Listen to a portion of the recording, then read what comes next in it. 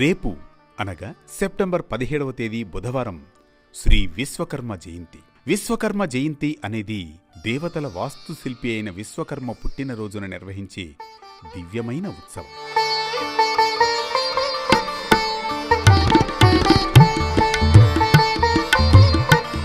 మన పురాణాల ప్రకారం విశ్వకర్మ స్వయంభూ, లోకానికి సృష్టికర్త. సృష్టి తొలినాళ్ల నుంచి సుప్రసిద్ధ శిల్పకారులు 5గురు ఉన్నారు. వీరు విశ్వకర్మకు జన్మించారు. కమ్మరి ఇనుము పని, సూత్రకారుడు వడ్రంగి కొయ్య పని, కాంస్యకారి రాగి కంచు ఇత్తడి పని, స్థపతి శిల్పి రాతి పని, స్వర్ణకారి బంగారు పని. విరాట్ విశ్వకర్మ భగవానుడు 5 ముఖములు కలవాడు.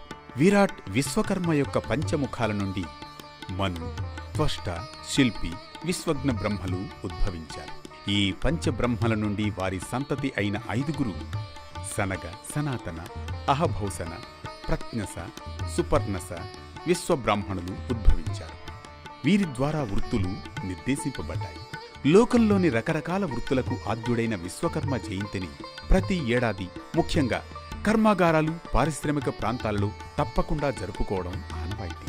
వారికి సంబంధించిన పనిముట్లను విశ్వకర్మ ముందుంచి భక్తితో పూజిస్తారు. విరాట్ విశ్వకర్మ జయంతినే భారతీయుల శ్రామిక దినోత్సవంగా పేర్కొంటారు. జనవరి 15వ తేదీన వచ్చే మకర సంక్రాంతి మాదిరిగానే ప్రతి ఏడాది కన్యా సంక్రాంతి రోజున విశ్వకర్మ పూజను జరుపుతారు. అందువల్ల ఈ పండుగ సెప్టెంబర్ నెల 16, 17వ తేదీల్లో వస్తుంది. ఇందులో భాగంగా రేపు అనగా సెప్టెంబర్ 17వ తేదీన శ్రీ విశ్వకర్మ జయంతి జరుపుకోనున్నాం. శ్రీకృష్ణుడు పరిపాలించిన పవిత్రమైన ద్వారక నగరాన్ని, ఇంద్రప్రస్థ రాజభవనాన్ని నిర్మించడంతో పాటు దేవతలకు అనేక అద్భుతమైన ఆయుధాలను కూడా తయారు చేశాడు విశ్వకర్మ. ఋగ్వేదంలోనూ, కృష్ణ యజుర్వేదంలోనూ, శుక్ల యజుర్వేదంలోనూ విశ్వకర్మ సృష్టికర్తగా చెప్పబడింది. అధర్వణ వేదంలో ఆహార ప్రదాతగా వర్ణించబడింది. పురుష సూక్తంలో విరాట్ పురుషునిగా కీర్తించబడ్డాడు. సకల వేదముల ప్రకారం విశ్వకర్మయే సృష్టికర్త. వేదములు విశ్వకర్మను సర్వపాప సంహర్తగా పేర్కొన్నాయి. సర్వదిక్కులను పరికించు దృష్టి కలిగిన అమిత శక్తి కలవాడు కనుకనే ఋగ్వేదం ఆయనను భగవంతునిగా పరిగణించింది. మహాభారతం విశ్వకర్మను 1000 కళలకు అధినేతగా అభివర్ణించింది. విశ్వకర్మ హిందూ పురాణాల ప్రకారం ఎన్నో పట్టణాలను 4 యుగాలలో నిర్మించాడు.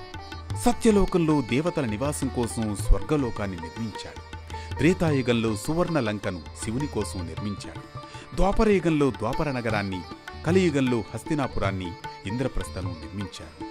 విశ్వకర్మ జయంతి నాడు వ్యాపారాన్ని ప్రారంభించడం శుభప్రదంగా పరిగణించబడుతుంది. ఇది శ్రీ విశ్వకర్మ జయంతిలోని పరమార్థం.